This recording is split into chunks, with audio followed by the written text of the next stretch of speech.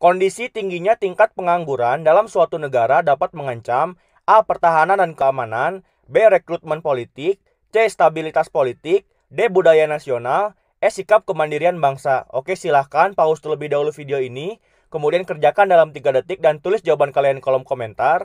Oke, sekarang kita kerjakan saja soal ini. Jadi sebelumnya juga sudah dijelaskan, kita harus betul-betul paham terkait dengan ancaman terhadap pertahanan negara itu ada dua. Yang pertama adalah ancaman militer, contohnya adalah separatisme ataupun gerakan ingin memisahkan diri daripada NKRI atau Negara Kesatuan Republik Indonesia. Kemudian yang kedua adalah ancaman non-militer, di mana ancaman non-militer ini contohnya adalah seperti kemiskinan, pengangguran, kebodohan, bencana alam, wabah. Ini sama-sama mengancam pertahanan negara, tapi ini mengancam pertahanan negara dalam bentuk non-militer.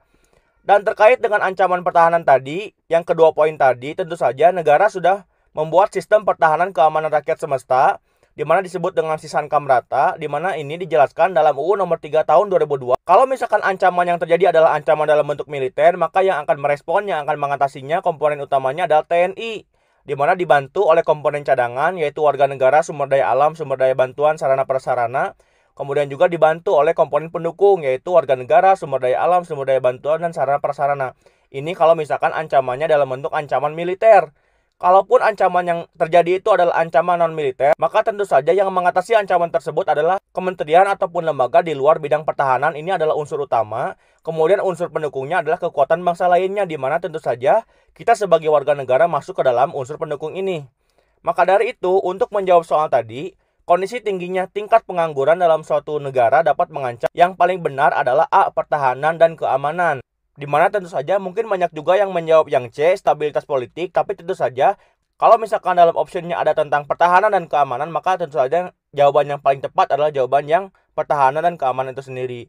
Di mana di sini dijelaskan dalam UU nomor 3 tahun 2002 terkait dengan pertahanan negara itu adalah segala usaha untuk mempertahankan kedaulatan negara, keutuhan wilayah NKRI, dan keselamatan segenap bangsa dari ancaman dan gangguan terhadap keutuhan bangsa dan negara.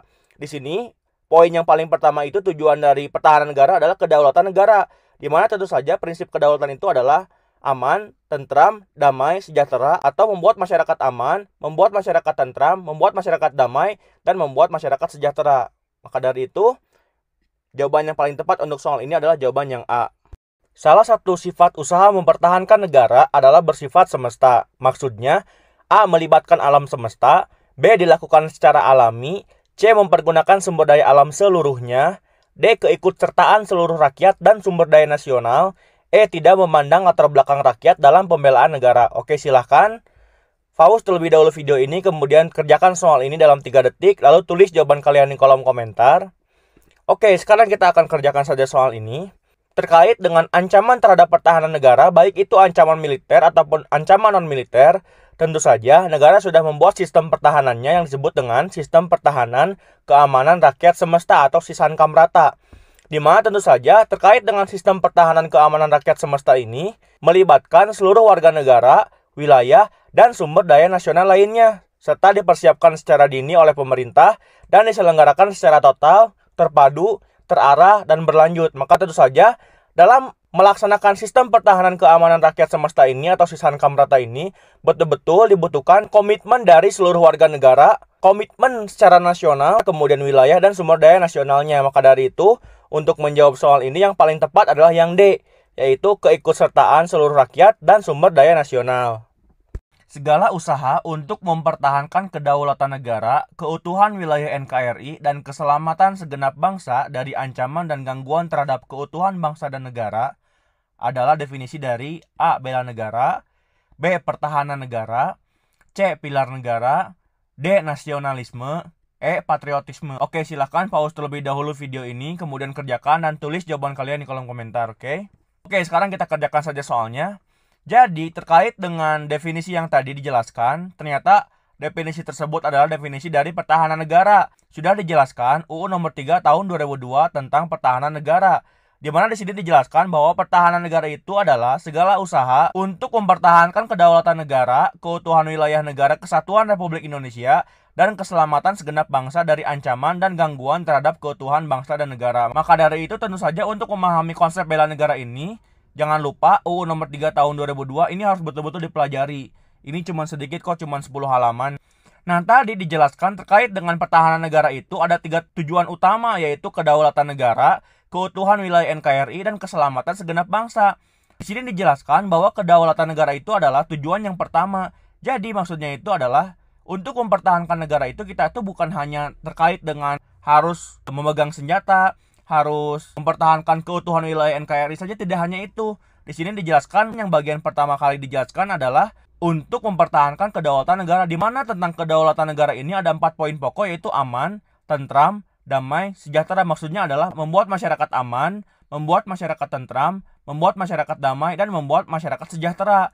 Jadi membuat masyarakat sejahtera pun masih masuk ke dalam strategi pertahanan negara, seperti itu.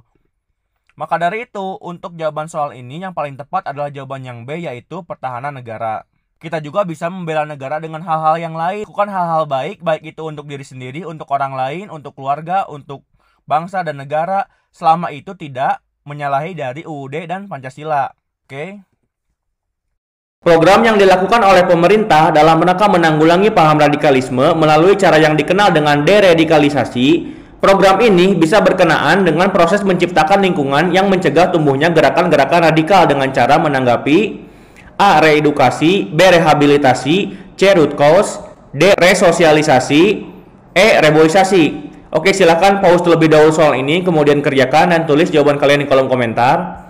Jadi soal ini menguji pemahaman kita tentang konsep dasar radikalisme, kemudian juga tentang UU nomor 5 tahun 2018 tentang tindak pidana terorisme. Di mana dalam UU nomor 5 tahun 2018 dijelaskan tentang tindak pidana terorisme dan juga dijelaskan tentang deradikalisasi. Di mana deradikalisasi itu adalah sebuah program yang diberikan oleh pemerintah untuk menanggulangi orang-orang yang sudah mendapatkan atau memiliki pemahaman radikalisme.